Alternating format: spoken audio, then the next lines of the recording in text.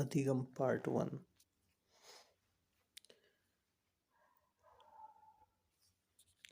प्रशिक्षण एवं अनुभव के द्वारा व्यवहार में होने वाले परिवर्तन को अधिगम कहते हैं। यह कथन किसका था? सी स्पिनर, कॉल्विन, गेट्स या प्रेसी? तो ये कथन था गेट्स का। नेक्स्ट, अधिगम प्रतिफल का तात्पर्य है बालक के व्यवहार में होने वाला परिवर्तन, शिक्षक के शिक्षण विधियों में परिवर्तन, पाठ्य पुस्तक का परिमार्जन या इनमें से कोई नहीं। तो जो अधिगम प्रतिफल का तात्पर्य है वो बालक के व्यवहार में होने वाले परिवर्तन से है। ठीक है बच्चों, तो इसमें ए ठीक रहेगा। प्रश्न नंबर 3 है, जिस प्रक्रिया में व्यक्ति दूसरे व्यक्ति के व्यवहार को देखकर सीखता है, ना कि प्रत्यक्ष अनुभव से सीखता है, को क्या कहा जाता है? प्रायोगिक अधिगम, अनुकूलन अधिगम, सामाजिक अधिगम या आकस्मिक अधिगम? तो उसको क्या कहा जाता है? सामाजिक अधिगम। क्या कहा जाता है बच्चों उसको? सामाजिक अधिगम। प्रश्न नंबर 4 है, अधिगम की दृष्टि से सर्वोत्तम शिक्षण सामग्री है पाठ्य पुस्तक में दी हुई, अध्यापक निर्मित, छात्र निर्मित या बाजार में उपलब्ध? तो जो अधिगम की दृष्टि से सर्वोत्तम शिक्षण सामग्री है वो है छात्र निर्मित। कौन सी बच्चों? छात्र निर्मित। नेक्स्ट प्रश्न पे आइए, सीखना विकास की प्रक्रिया है। किसने कहा था सीखना विकास की प्रक्रिया है? और बहुत ही इंपॉर्टेंट प्रश्न है, ये वुडवर्थ ने बोला था। नेक्स्ट है, कौन सा थॉर्नडाइक का मुख्य नियम है? उपयोग का नियम, अभ्यास का नियम, मनोवृत्ति का नियम या आत्मीकरण का नियम? जो थॉर्नडाइक का मुख्य नियम है वो है अभ्यास का नियम। कौन सा है? थॉर्नडाइक का मुख्य नियम कौन सा है? अभ्यास का नियम। तो 20 में सही रहेगा आपका। नेक्स्ट देखिए, निम्न में से कौन सा अधिगम का ज्ञानात्मक सिद्धांत है? अधिगम का ज्ञानात्मक सिद्धांत, जो अधिगम का ज्ञानात्मक सिद्धांत होता है वो याद रखना आपका क्षेत्रीय सिद्धांत होता है। कौन सा सिद्धांत होता है? क्षेत्रीय सिद्धांत।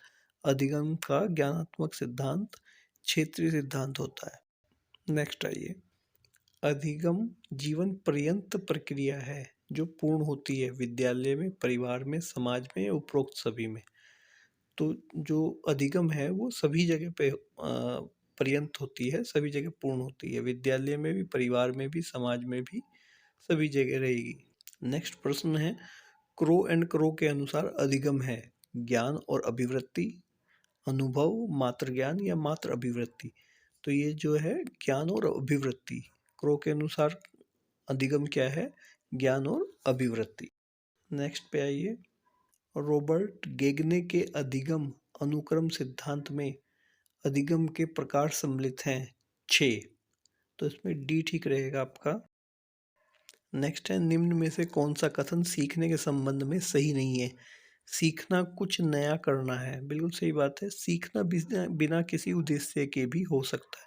अगर उद्देश्य नहीं है तो कोई क्यों सीखेगा? तो यही इसमें गलत है। निम्न में से कौन सा कथन सीखने के संबंध में सही नहीं है?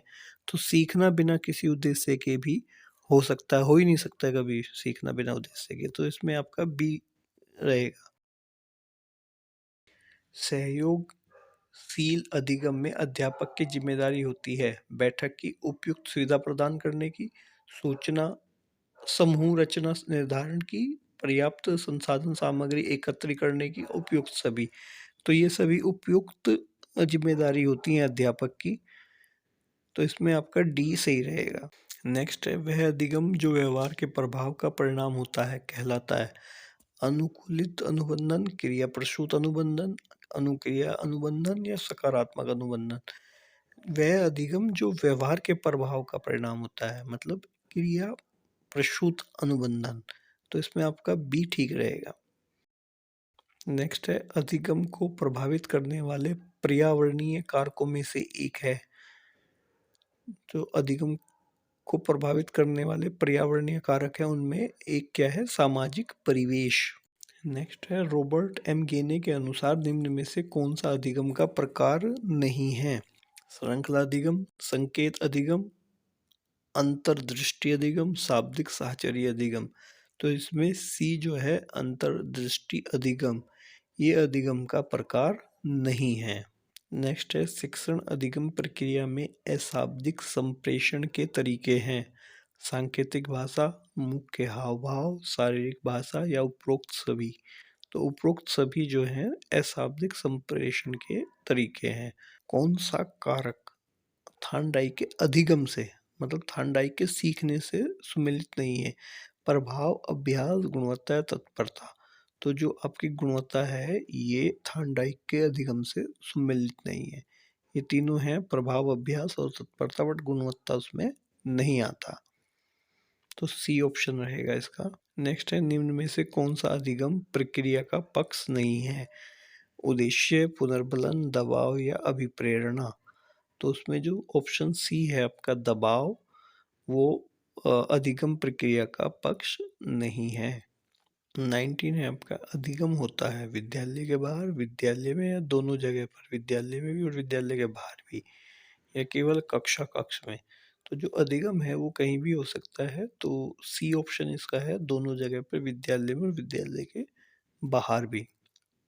नेक्स्ट, व्यवहारवाद पर आधारित अधिगम सिद्धांतवादी इस विश्वास को मानते हैं कि बालक स्वाभाविक अधिगम करता है, वातावरण व्यक्ति को बदल सकता है, प्रत्येक व्यक्ति सब कुछ सीख सकता है और सभी प्रकार का व्यवहार सीखा जा सकता है। तो जो डी ऑप्शन है आपका, सभी प्रकार का व्यवहार सीखा जा सकता है, ये इसका ऑप्शन सही है। तो दोस्तों, आपको हमारी वीडियो कैसी लगी कमेंट में हमें ज़रूर बताएं। धन्यवाद।